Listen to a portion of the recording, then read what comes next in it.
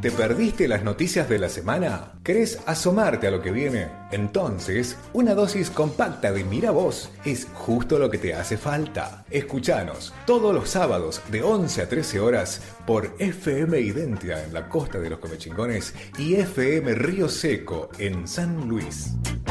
Estamos en comunicación para charlar un poco sobre esto que estabas introduciendo, sí. Este tema que nos preocupa a todos y a todas, y para eso vamos a charlar con Nicolás Pertierra, que es economista del Centro de Estudios Económicos Sociales Scalabrini Ortiz, el CESO. Uh-huh. ¿Qué tal, Nicolás? Cecilia Genovese y Pablo Cufré, te saludamos de este lado. Hola, ¿cómo están? Muy buenos días, gracias por comunicarse. No, gracias a vos por este ratito con Mira Vos.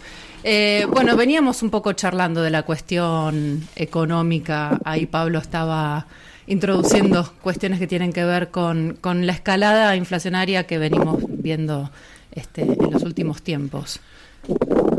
Sí, perdón, Pablo, no ibas a arrancar. Buen día, Nicolás. Pablo Cufré te saluda, ¿cómo estás? Gracias. ¿Qué tal, Pablo? Bien. Bueno, sí, yo empecé hablando acerca de este dato que surgió de la inflación, de este 20,6, que fue festejado de alguna manera por el gobierno, diciendo que esperaban más, y creo que podemos arrancar por ahí.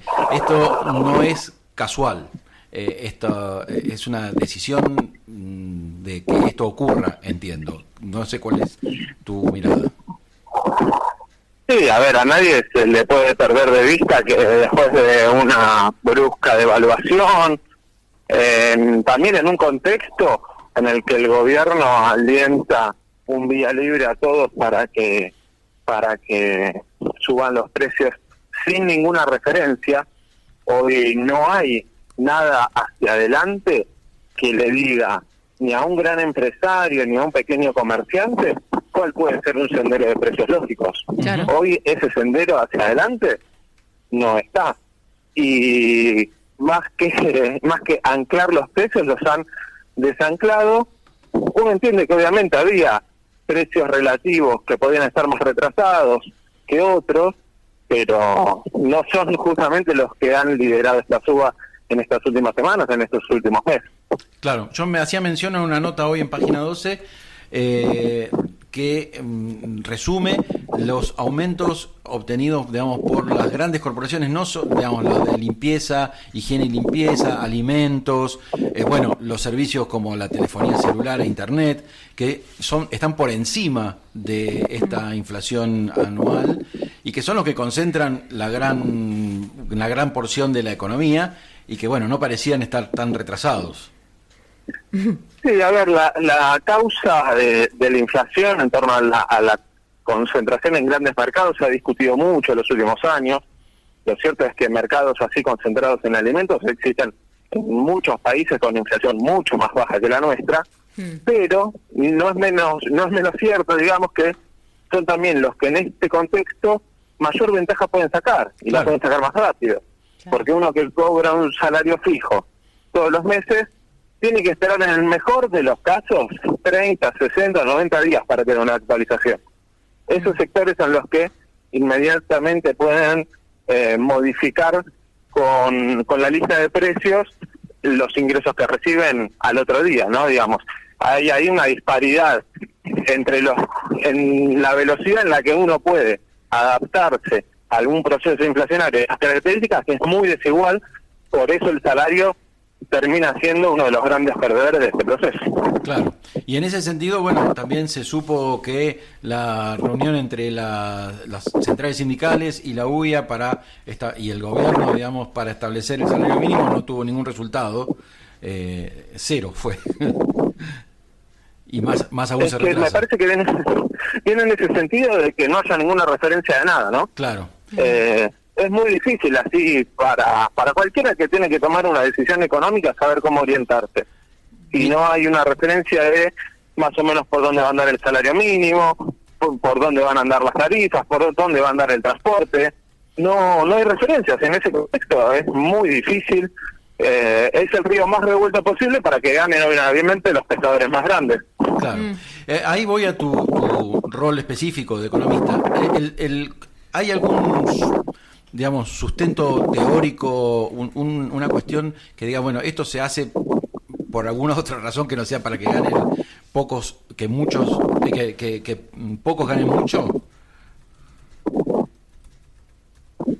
Los empecé a tener un poco entrecortados, no sé si me escuchan bien ustedes. Te escuchamos bien. Sí, hay un poquito de ruido. Un poquito de ruido, pero te escuchamos. Lo llegué a seguir, lo llegué a entender. Sí. Yo creo que en estas medidas económicas hay un mix de obviamente, transformar la estructura económica, como decimos por ahí, sencillamente, no es el término más técnico, pero se entiende fácilmente si decimos que lo que se busca es latinoamericanizar rápidamente la economía argentina, digamos.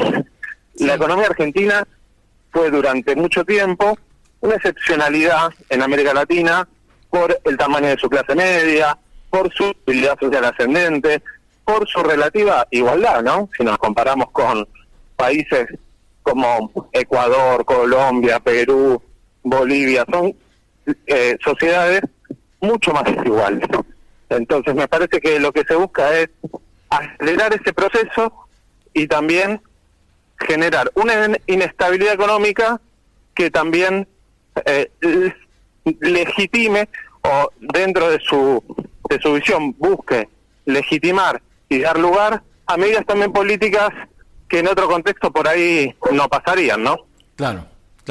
Esta semana también se vio mucho en redes esto de la B corta, asumiendo que desde el lado de la Libertad Avanza o del oficialismo en general, ¿no? Como que estábamos descendiendo, pero que en un punto se va a volver a ascender.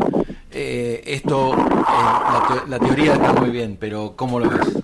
A ver, yo lo veo más parecido a una L acostada, ¿no? Como fue más parecido a otras décadas donde la Argentina tuvo un fuerte condicionamiento por su deuda, como en los 80.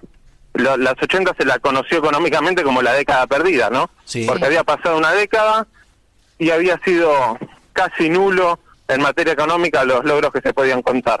Eso fue una caída muy brusca, por eso la L como acostada, y después una situación de ni crecimiento ni decrecimiento, pero de cristalización de esa estructura económica mucho más regresiva y mucho más desigual. Claro. Que sería esta latinoamericanización. ¿Cómo? Perdóname. Digo que sería esta latinoamericanización de la economía.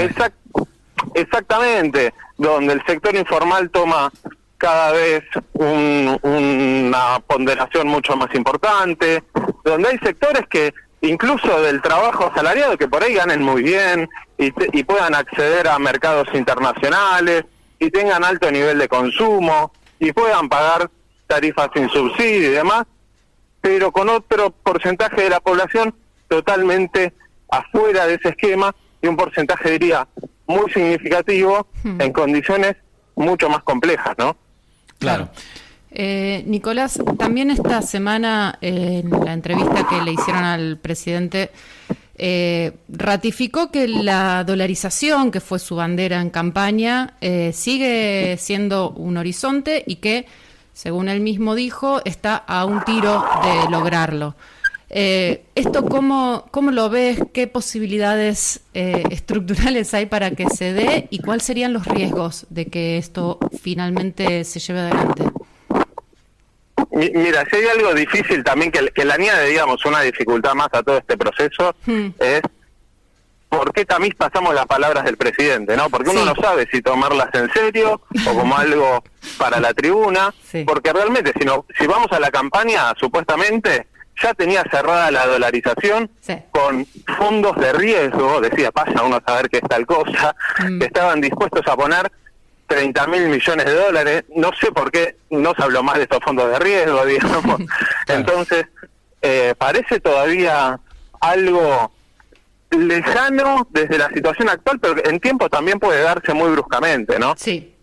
Un proceso inflacionario de estos niveles, la verdad, te lleva a una situación límite muy rápido y un nuevo salto cambiario. Por ejemplo, duplicar la inflación de estos niveles ya sería, imaginémonos lo que sería un 50, 100 o 300% mensual, digamos, ¿no? Que algo no puede descartar. Y en ese escenario uno no puede saber con precisión si se da 2 meses, 6 meses, 8 meses o un año. Claro. Pero claramente me parece que va a ser la carta que cuando haya una nueva situación económica bastante tensa, se va a poner sobre la mesa, ¿no?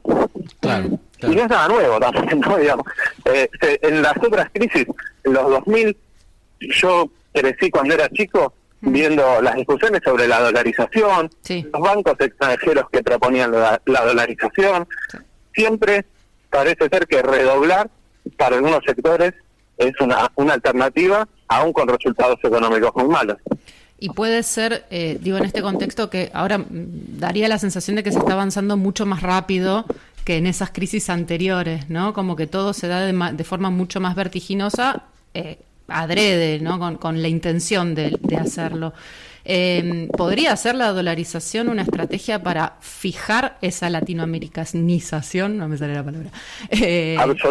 Absolutamente. Como que quede estática ahí y que no se mueva más, que no podamos moverla más. Es que es exactamente eso. Es tener una estructura económica, primero, muy distinta a la que supimos conocer, donde el poder adquisitivo es tal vez un 30, 40, 50% menos del que supo estar, y una vez que uno entra a la dolarización en estas condiciones, es muy difícil mover esa capacidad de consumo, recuperar el salario, porque ya está mucho más atado a un esquema muy rígido que es la dolarización.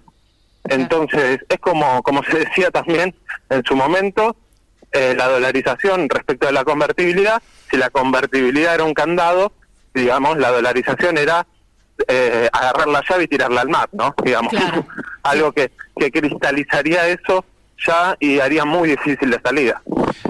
Y frente a eso, y teniendo en cuenta esto que vos decías de que es muy difícil interpretar efectivamente qué es lo que quiere decir y a qué tribuna lo dice el presidente, está establecido, digamos, y hubo manifestaciones de algún miembro de la Corte Suprema diciendo, bueno, la moneda nacional no se puede tocar, digamos, no se puede eliminar. En ese sentido, esta dolarización, ¿cómo podría implementarse en todo caso? ¿Circulando las dos monedas simultáneamente? Pero igual habría un tipo de cambio. Sí, yo creo que ahí, bueno, en lo legal, en lo jurídico, así como tuvo un revés fuerte con la ley ómnibus, no descarto que pase algo similar con la dolarización, y así como plantean con la ley ómnibus, si no lo hacemos por las buenas, entre comillas, lo hacemos por las malas, bueno, no descarto que busquen implementar algo de esas características también en materia monetaria, con el tipo de cambio. Y en una hiperinflación que, digamos, el gobierno parece querer jugar al límite de eso, la realidad es que muchos pueden optar por otra moneda al no tener una referencia en la propia moneda, ¿no? Si el gobierno se sigue, digamos, obstinado en destruir su propia moneda, es muy difícil que el peso siga teniendo un valor en ese contexto. Claro, sí, absolutamente.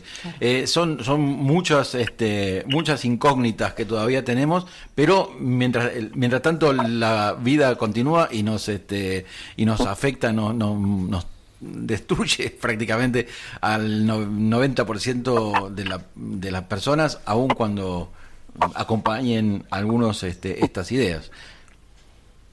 Sí, así es, 90 por ser generoso. Por ser generoso, sí. Mientras lo decía iba recalculando. Sí, mientras lo decía iba recalculando, pero bueno. La última, y ya cerramos, también apelo a tu conocimiento, digamos, a tu rol profesional. ¿Para qué, digamos, la economía en concreto? ¿Está al servicio de alguna cosa? O sea, quiero decir, porque la vida de las personas tiene un término, y si en esos términos la pasa muy mal todo el tiempo, en definitiva, ¿para qué se hizo la economía? ¿Para qué sirvió? No, es una muy buena pregunta, porque me parece que muchas veces nos perdemos de eso, ¿no? Bueno, ¿para qué producimos? ¿Para qué trabajamos, incluso para qué creamos valor, digamos, es la pregunta con la que cualquier economista tiene que empezar haciéndose, ¿no?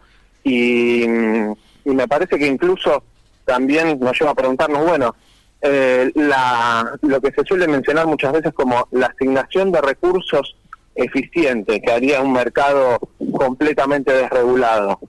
¿Es deseable, digamos, como resultado? Y si es deseable, ¿por qué? Alguien me tiene que explicar por qué esa asignación de recursos que cumplen los precios en ese contexto es mejor a otro esquema de precios que resulta en otra asignación de recursos. Digamos, ¿no? ¿Por qué discutimos tanto de los precios en la economía? Es porque son la señal en donde se asigna recursos, qué es lo que vale y qué es lo que no vale, claro. A qué conviene invertir, qué no conviene invertir, en qué conviene ahorrar y en qué no. Claro. Digamos, todas esas decisiones se hacen en función del sistema de precios. La discusión, me parece, es justamente esa: ¿qué mecanismo encontramos como el mejor para administrar los precios en función del resultado que queremos? Si nosotros queremos un resultado donde la gente pueda conseguir sus medios mínimos de vida, tener una relativa prosperidad, tener un alimento garantizado, un techo garantizado, que son las cuestiones más básicas. Me parece que nadie puede discutir que alguien tenga que prescindir de eso. Bueno, a veces el mercado no es el único instrumento y diría, no es el mejor ni por asomo para garantizar esos fines, ¿no? Claro. Por eso, muchas veces los precios que resultan de una ausencia total del Estado tampoco son necesariamente los ideales para esos fines más fundamentales. Claro. Bien, muchísimas gracias por esta nota que nos has dado en la mañana de Miravoz, aquí desde Merlo. Estamos saliendo en Merlo, estamos saliendo en la ciudad de San Luis, estamos saliendo desde hoy en la ciudad de Villa Mercedes, así que estamos contentos y esta entrevista también se escuchó por allí, así que muchísimas gracias. Gracias a ustedes, disculpen si hubo más ruido, más movimiento al principio, me costó llegar a un lugar más tranquilo donde poder hablar con tiempo, pero por suerte la pregunta más importante la llegué a contestar ya con más tranquilidad. Excelente, muchísimas gracias, que tengas un muy lindo día. Gracias, igualmente. Hasta para ustedes. Luego.